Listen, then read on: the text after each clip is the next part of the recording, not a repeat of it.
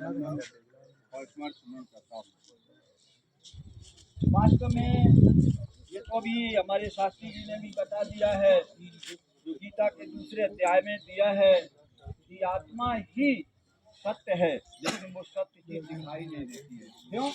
आज असत्य ने सत्य को ढक लिया है, इसलिए। और दूसरी बात भी शास्त्री जी ने ये भी बताई थी, हमारे सरोज भाई ने बताई थी कि देखिए, रोना भी हमारे यहाँ विद्वानों ने और शास्त्रों में मना कर दिया। रोने से उस आत्मा को कष्ट होता है, इसलिए उस आत्मा को कष्ट ना दो।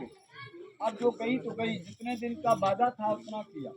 हो सकता है हमने पूर्व जन्म में उस आत्मा को धोखा दिया था, उस आत्मा ने इस जन्म में आकर के हमको धोखा दे दिया। ऐसी भी घटनाएं होती हैं।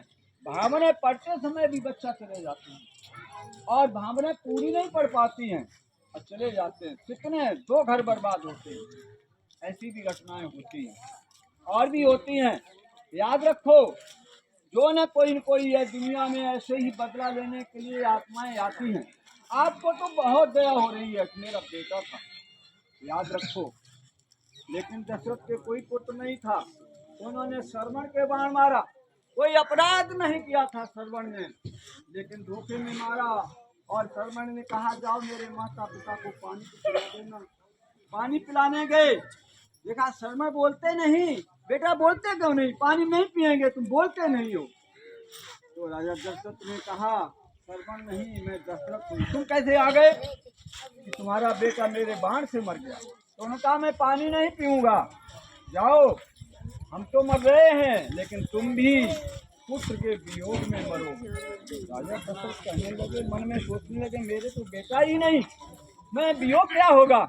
मालूम पड़ता है मेरे बेटा होंगे, क्योंकि इसने संतों ने, भाई देखिए वो संत थे, तीर्थ कर रहे थे, श्रवण कुमार भी संत था। तो ऐसे के श्राप भी वरदान बन जाते हैं। राजा दशरथ सोचते जाते हैं, हुआ वही, जबकि सुबह रात तिलक होना था, लेकिन हुआ क्या? वनवास। और वनवास जाकर के उसके वियोग में उन्हें को भी छोड़ना पड़ा प्राण। बेटा जिसका जाता है, याद रखिए, जब हरिश्चंद्र का रोहट मरा, बाद नहीं जाना, सर्प ने खाया, गया कितना दुख हुआ। अर्जुन का बेटा अभिमन्यु मरा, भगवान के उनके पास, तुम तो साक्षात भगवान हो, फिर मुझे क्यों मतलब इतना है? आप बताइए मेरा बेटा कहाँ? भगवान श्री कृष्ण लेकर गए कि चलो तुम्हें दिखाएंगे बेटा।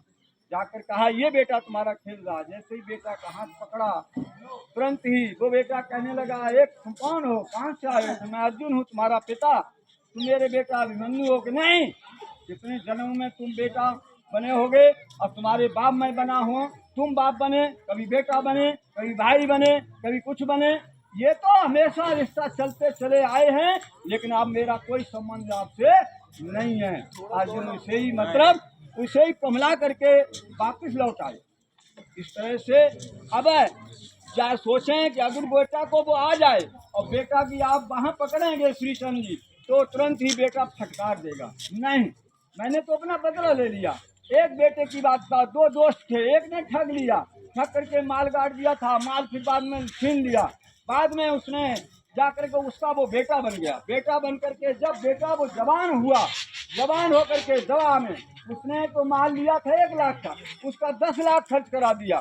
10 लाख खर्च कराने के बाद फिर जो अस्पताल में कहता, क्या तुमने मुझे पहचान पाया? उन्हें कि नहीं, मैंने नहीं पहचान पाया। कि तुमने नहीं पहचान पाया? नहीं, मैं तुम्हारा दोस्त हूँ, तुमने मेरा माल चुराया था, छीन लिया था जबरदस्ती से, मैं निवल था।